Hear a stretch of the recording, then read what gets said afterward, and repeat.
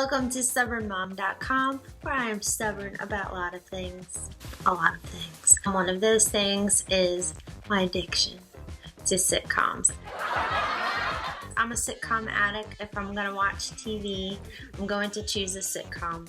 Obviously, I got this super sweet Dunder Mifflin hoodie. For those of you who like The Office, I have my top 10 reasons to watch The Office video. If you want to see that, there's a link down below. Check it out. But welcome to StubbornMom.com. I am going to be doing a series of fan videos that usually revolve around sitcoms and other things that I like. So if you want to hear more about that, make sure to subscribe, ding the bell, you'll feel like a winner, and then you'll know when more of my videos are coming out. Today's video is about a fan theory that I've had about sitcoms for a long time. I've watched a lot of them, situational comedies. All kinds of things are happening between people and it's making you laugh. The theory today is all about the couple. There's always a star couple on these shows, and my theory is that for a show to be successful, that you have to take your couple and split them up. You have to keep your star couple apart. Maybe it's on again, off again. Maybe they're apart the majority of the series, but that's what keeps people coming back. Hold on, then let me pause for a minute. We got to talk about back in the day. Now, binge watching is awesome. That's what's really cool. With Hulu and Netflix, you can binge watch so many awesome sitcoms. Like with our kids, we are like totally educating them in our house on the awesomeness of like 80s and 90s sitcoms. Stuff that's super family friendly, or even like Cheers. Like my kids love Cheers. They're always singing with me, where everybody knows your name. And they really like to sing that. They like Full House. I could go on and on. We're watching a lot of those kind of shows. And what I've noticed is to keep people engaged and tuning back in and coming back every week, because you had to wait a whole week to see the next episode, right? They would reel you in by keeping their main couple apart. So let's talk about a couple of famous couples from sitcoms that television writers kept apart so that those sitcoms would be addictive. Of course, we'll just start with the obvious because I'm an Office fan. The star couple in that show would be Jim and Pam. Now, we had some other couples that were really great. We had Michael and Holly, which the show kept apart for a long time, long enough that when they were finally together, it was the culmination of everything Michael for him to have his his hoe. He had his hoe and he went on the show no more. That was a couple that when they brought them together, he ended up leaving the show. Now there's a lot behind that, but that kind of ended and closed his character because once he had that relationship, that was the end of that. Also, of course, you've got Dwight and Angela, who again is totally at the end of the series that they are officially together. But Jim and Pam, what's interesting about them is that the best seasons, you would probably say, are those first couple of seasons where they were apart. And it looked like they were going to get together and then they didn't. And then Jim moved and they were apart. And then when they finally did get together, Pam had to go to art school. So it was all like, ah. What the writers needed to do was talk about, oh, well, they're married, they have 2 kids, they have the same job, it's boring. And Pam even like verbalizes that. She's like, not much going on here, it's kind of boring.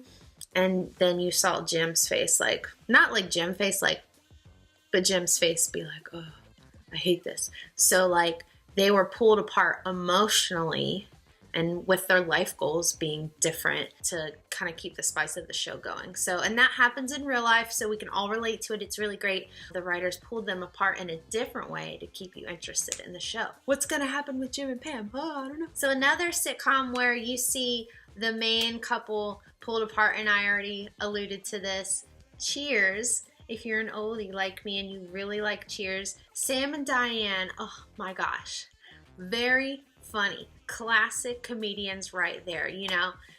They're just great. And her like uptightness, which you can kind of see in Angela in The Office, having a character like that is amazing because she's this person who just acts like she has it all together, but then when she like breaks apart and does something totally stupid, that's what's comical.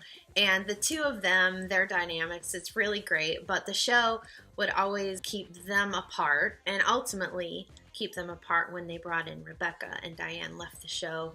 because that actress, oh, what's her name? Gotta be prepared for my videos. Her name is Schweif.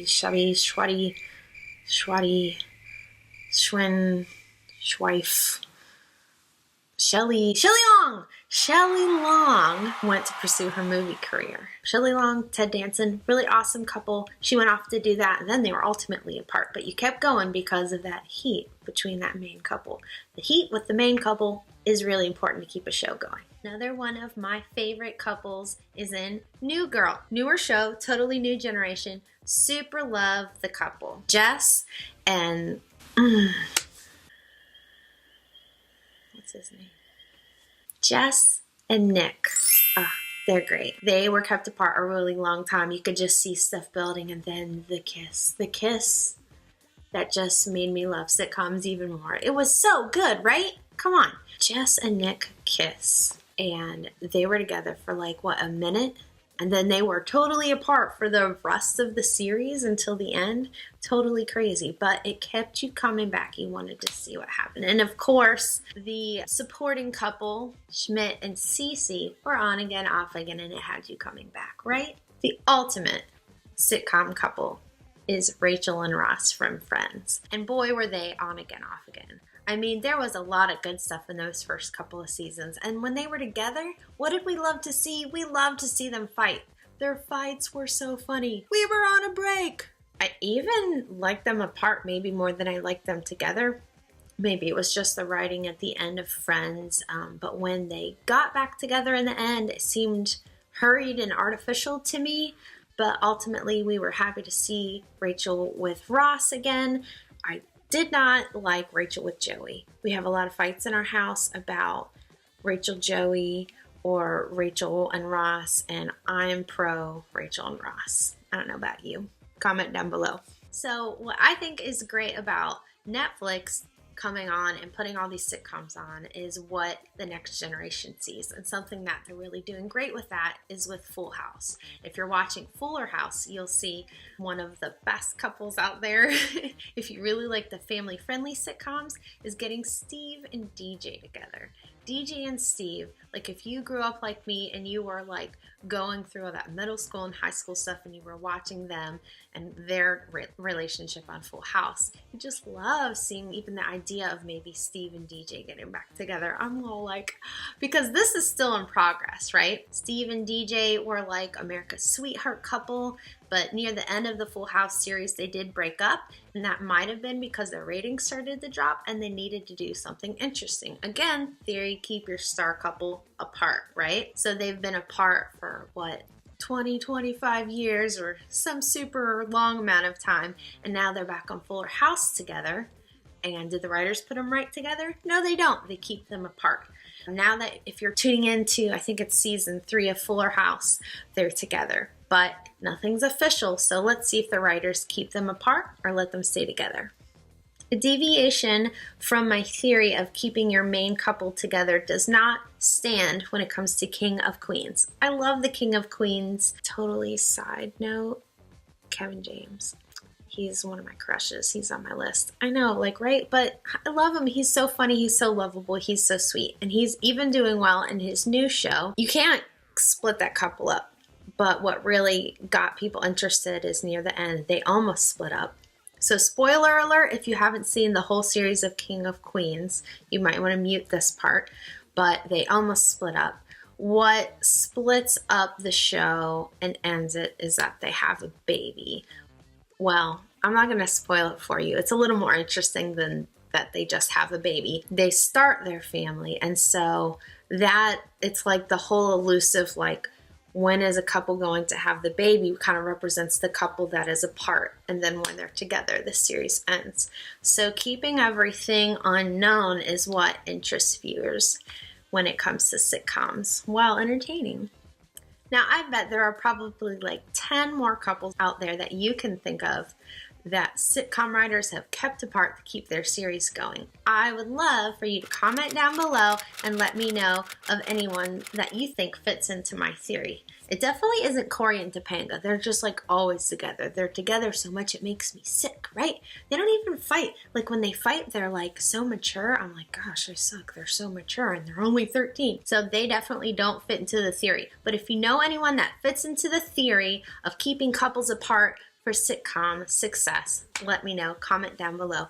Thanks for watching today at StubbornMom.com. I'm stubborn about a lot of things because life is hard, but don't let it harden you.